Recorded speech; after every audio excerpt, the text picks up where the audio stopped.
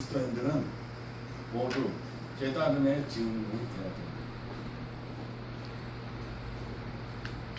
무엇을 깨닫느냐? 하나님의 말씀을 깨달아야지만이 변화가 있고 행동이 달라집니다. 깨달음을 검색해 보면 영어로 Realization of Knowledge라고 나옵니다. 지식의 현실화, 알의 실현이라는 뜻입니다. 우리가 아는 것, 인식하는 것이 현실적이고 실질적으로 드러난다는 의미입니다. 그러나 우리가 아는 것, 지식만 현실이겠습니까?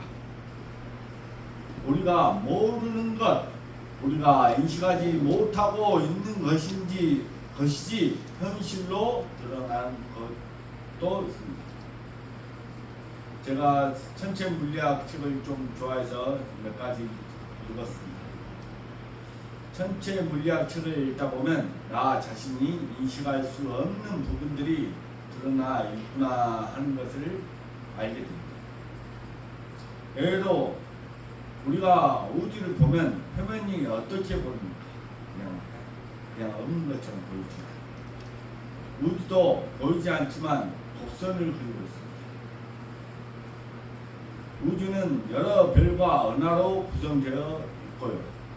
지구와 목성의 시간 차이가 다르다는 것을 알 수 있습니다. 현실적이지만 우리는 여기서 우주의 변화를 인식하지 못하고 있는 것이 많이 있다는 것입니다. 예수님의 부활도 마찬가지입니다. 부활이 현실적이지만 예수님을 따르던 제자들은 알지 못했습니다. 사람이 죽으면 다시 살 수 있다는 하나님의 그 말씀을 깨닫지 못했기 때문에 성경에 나타난 말씀을 알지 못했습니다. 우리가 읽은 본문 앞에서 엘마로 가는 두 제자의 이야기에서와 본문 46절에 그리스도에 대한 성경의 말씀, 그리스도가 고난을 받고 제3일에 죽은 자 가운데서 살아날 것에 대해서 깨닫지 못했습니다. 그래서 부활하신 예수님이 평강이 있을지어다고 인사하며 나타나도 놀라기만 하고 또 무서워하고 또 마음의 의심뿐이었습니다. 성경에 있지만 자기들 선견에 서로 잡혀 알미 현실화되는 것을 깨닫지 못합니다. 가끔 성경을 자기화하는 사람들이 있습니다. 자기 기준에서 성경을 맞추려고 합니다. 신천지 이만희 경우가 그렇습니다. 나를 성경에 맞추려고 해야지 성경을 자기에 맞추려고 하면 잘못된 해석이 나올 수밖에 없습니다. 세상 기준, 선입견으로 바라보면 사람이 죽었다가 다시 산다는 것은 깨닫지 못합니다. 또한 성경을 읽지만 성경을 알지 못할 때가 있습니다. 왜 그럴까요? 우리가 책을 읽고 있는데 그 내용과 의미를 모를 때가 있지 않습니까? 이런 것은 뭐라고 하는지 아세요? 글을 읽지 않고 글자만 읽기 때문이다. 글을 읽는 게 아니라 글자만 읽기 때문이다. 또한 눈에 보이는 글자는 읽고 있는데 정신, 머리는 집에 냉장고에 뭐가 있는데 그것이 썩어지지 않을까. 또 어떠한 것에 정신이 팔려서 그 내용을 깨닫지 못할 때도 있습니다. 엘마오로 가는 제자들은 자기 스승이 부활해서 자기 앞에 나타났는데도 인식하지 못합니다.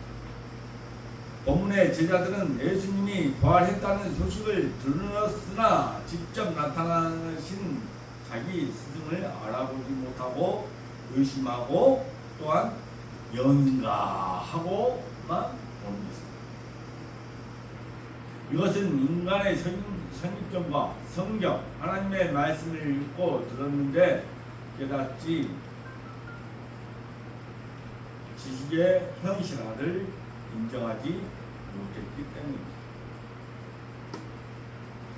나는 예수님의 부활인 자신의 새 몸을 만져보라고 돌아가시고 이래서 어디에 있으면 야 얼른 군선사 한 운동화만 줘봐라 그런 모습이 나오지 않습니다. 본문 앞절의 내용 엘마오로 가는 제자들은 그들이 강건하게 청함으로 들어간 장소에서 음식을 잡수신 장면의 이야기가 있습니다.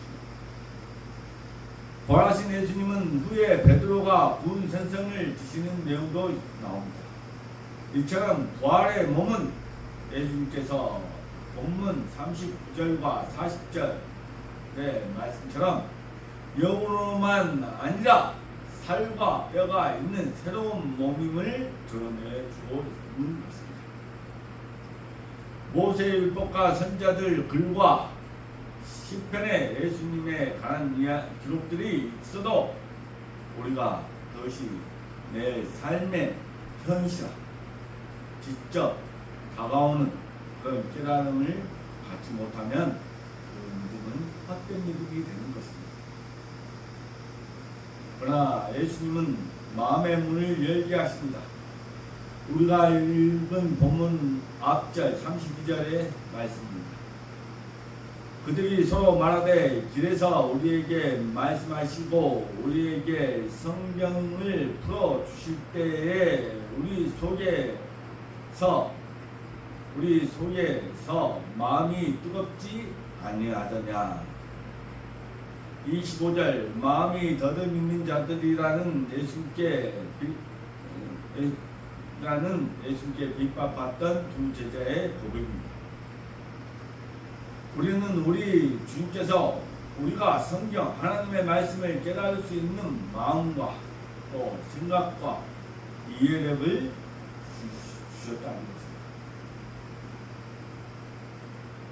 내 자신이 성경에 맞추어 갈 수 있어야 그 현실화가 이루어집니다. 그리고 이단의 유혹에 빠지지 않고 바른 그리스도인으로 살아갈 수 있는 것입니다.